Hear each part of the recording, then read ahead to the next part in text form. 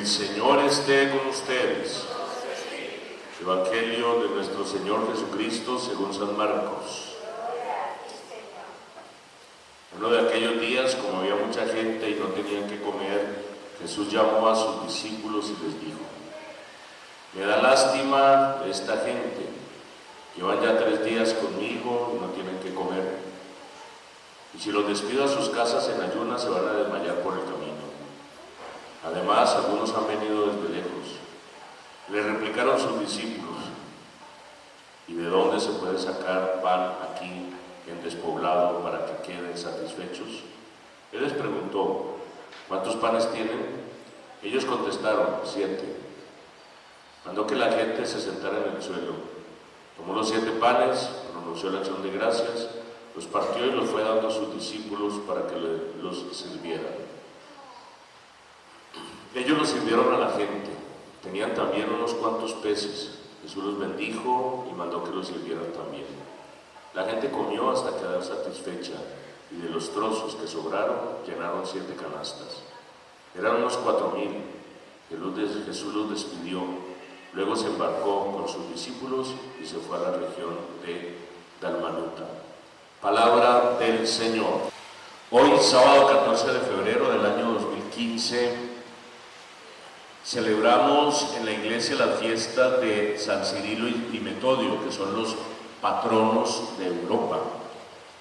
Fueron grandes evangelizadores de comienzos del cristianismo. También hoy se celebra tradicionalmente la fiesta de San Valentín, y por eso es el Día del Amor y la Amistad. Por eso les deseo a todos ustedes y a mis amigos de las redes sociales un feliz Día del Amor y la Amistad, que vivan la experiencia del amor fundado en el amor de Dios. Hoy hemos leído, además del Evangelio que está en Marcos 8, del 1 al 10, un texto del libro del Génesis que es muy importante para todos nosotros. Génesis 3, del 9 al 24. Esto se llama el relato de la caída, del pecado de Adán y Eva. Quisiera decir unas cuantas palabras con respecto a él. Todos nosotros conocemos, por películas o por narraciones o por historias, el pecado de Adán y Eva. Se ha llevado de muchas maneras a distribuir, a difundir para que todos lo conozcamos. Pero a veces no reflexionamos en ciertos detalles que hay en esta caída. Yo quisiera hablar de 5 cosas. El pecado en el mundo entró por la primera pareja humana. ¿Qué quiere decir esto? Que donde existan seres humanos existe la tentación y existe la semilla del pecado. Nadie se libra de ello. Y así como le sucedió a Adán y Eva, a todos nosotros nos suele suceder el mismo esquema, el mismo proceso que vivieron ellos. Veamos el primero. ¿Cuál es lo primero? ¿Qué es lo primero que pasa? La primera fase de la caída es la tentación. ¿Cuál es? La tentación. ¿Cómo llega la tentación? De manera misteriosa. Así como llegó la serpiente, que era el animal más astuto. ¿Y qué hace la tentación? Nos hace creer que el Dios bueno es malo, que el Dios generoso es envidioso, que el Dios amable es tirano. Por eso la serpiente le decía: uy, Dios no nos deja comer de nada. Y la mujer le dijo: sí, nos deja comer de todo menos del árbol del bien y del mal. Dijo: no, lo que pasa es que Él es envidioso y ustedes no morirán. Por eso Él no quiere que ustedes coman de este árbol. Y con ese argumento la convenció. Ella mordió el fruto, se lo dio a su esposo Adán, y los dos cayeron en el pecado. Después de la tentación, ¿qué viene? Después de la tentación viene la transgresión o la desobediencia. Cuando ya la fuerza de la tentación es más grande que mi conciencia y que mi obediencia a Dios, yo ya empiezo a hacer cosas a escondidas, pensando que no me va a pasar nada. Ellos pensaron que no les iba a pasar nada porque pensaban que no iban a morir. Pero ¿qué ocurre? En el momento de la caída, dice el texto, se les abrieron los ojos y se dieron cuenta que estaban desnudos. Ese es el segundo momento de la caída, que es la conciencia de que hemos hecho algo mal. Todos sabemos cuando estamos cometiendo algo mal. La vergüenza, como que una conciencia, es lo que se llama el complejo de culpa, llega a nosotros. ¿Y cuál es nuestra primera reacción? Escondernos de ello. La vergüenza nos vuelve cobardes. Como dicen, el pecado es cobarde.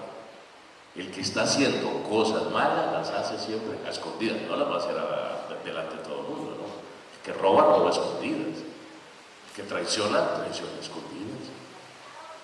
Así lo hicieron ellos, así lo seguimos haciendo nosotros. Pero hay un tercer momento, y el tercer momento es no aceptar la culpa.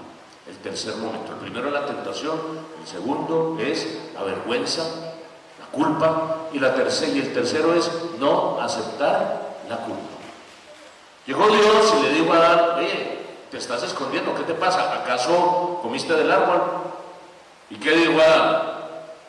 No, fue ella la que me lo dio. Te le echó la culpa a la mujer.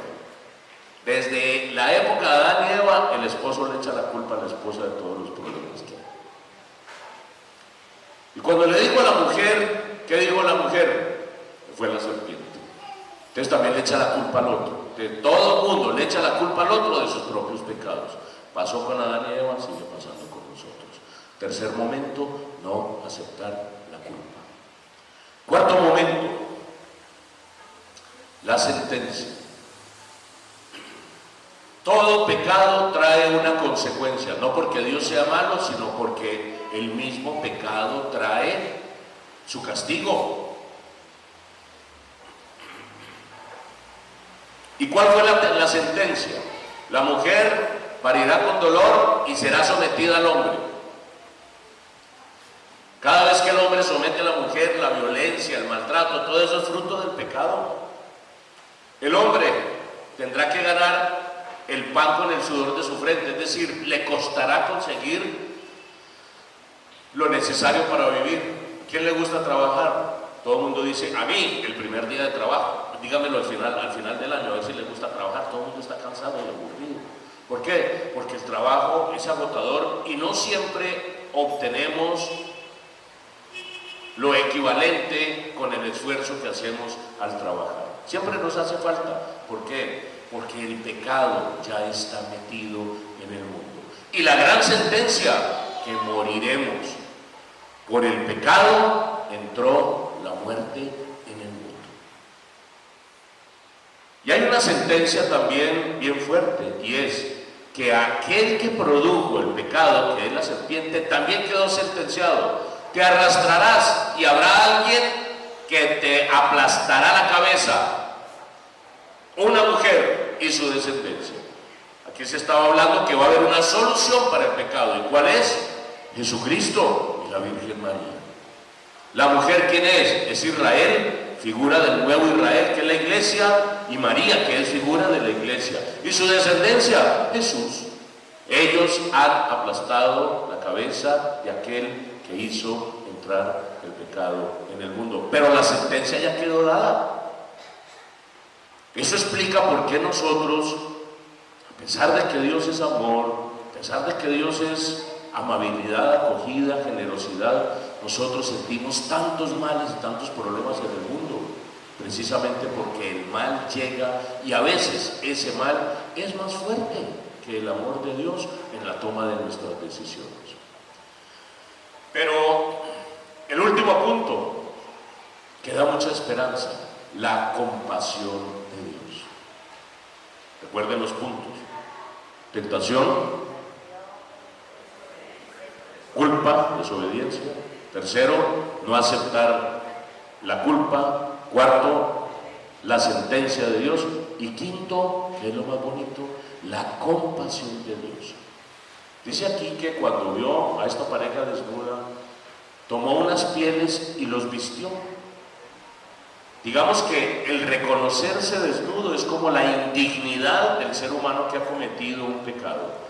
¿Y qué hace Dios? Me devuelve la dignidad. Aunque tengo que asumir las consecuencias de mi pecado, Dios me cuida. Miren qué bonito es Dios. No es que sea alcahuete, es misericordioso. A pesar de que supo que los seres humanos le desobedecimos, trata de cuidarnos, aunque sabe que tenemos que asumir las consecuencias de nuestro pecado, ahí está cuidándonos, esperando a que nosotros verdaderamente seamos obedientes a Él. Quise hoy, mis queridos hermanos, hablar de este texto del Génesis, porque es un texto muy actual. Esto no pasó al inicio de la humanidad, esto sigue pasando todos los días. Y este esquema de tentación, culpa, disculpas, sentencias y misericordia de Dios se sigue repitiendo en la historia de todos nosotros. ¡Qué bueno! Que frente al problema del mal siempre sale triunfando la palabra de Dios y la fuerza del bien, que ha derrotado a la serpiente primordial y ha aplastado la cabeza de Satanás. Amén.